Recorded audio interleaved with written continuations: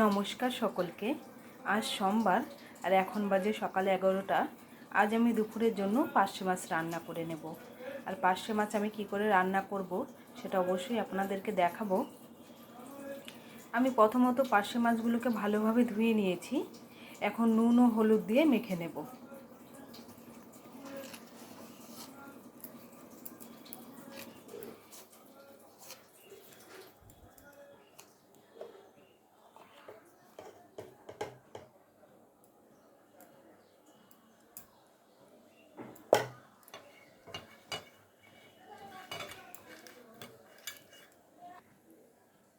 ভালোভাবে নুন হলুদ মাখিয়ে নিয়েছি। এখন 5 মিনিটের জন্য রেখে দেব। 5 মিনিট হয়ে গেছে। এখন কড়াই গরম করে সর্ষের তেল দিয়ে মাছগুলোকে ভেজে নেব।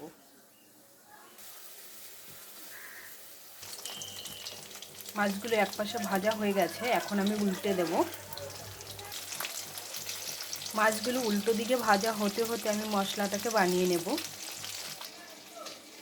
মশলা বানানোর জন্য আমি এখানে টমেটো কুচি নিয়েছি একটা, আর 3টে কাঁচা লঙ্কা, আর এখানে রয়েছে আদা বাটা। আদা বাটার সঙ্গে আমি দিয়ে দেব হলুদ গুঁড়ো, লঙ্কার গুঁড়ো।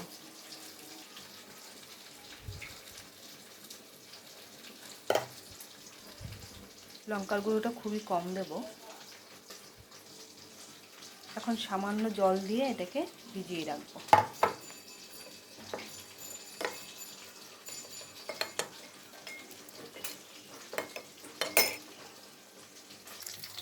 মাছগুলো ভাজা হয়ে গেছে, এখন নামিয়ে নেব। মাছগুলো নামিয়ে নিয়েছি। এখন এই তেলের মধ্যে ফোড়নের জন্য সাদা জিরে দিয়ে দেব।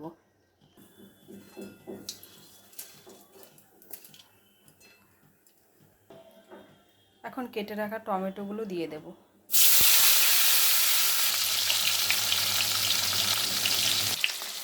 এই টমেটোর মধ্যেই এখন পরিমাণ মতো লবণ দিয়ে দেব। কিছুক্ষণ নেড়ে চেড়ে নেব।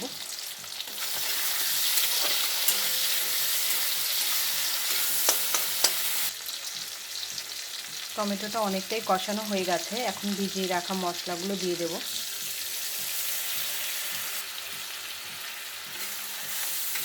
মশলাগুলো কষাতে থাকবো। মশলা কষানো হতে হতে আমি তরকারিতে দেওয়ার জন্য জলটাকে গরম করে নেব।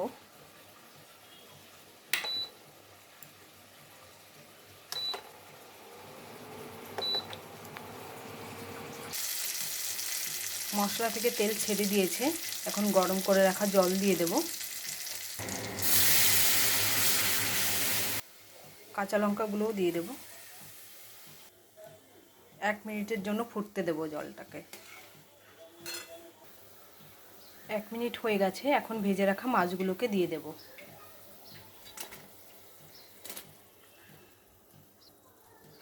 আবারও কিছুক্ষণ হতে দেব।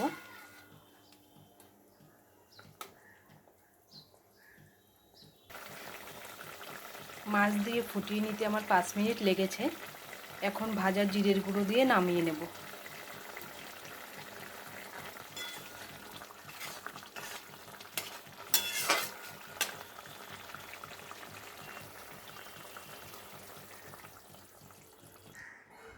পার্শে মাছ রান্না আমার একদম কমপ্লিট।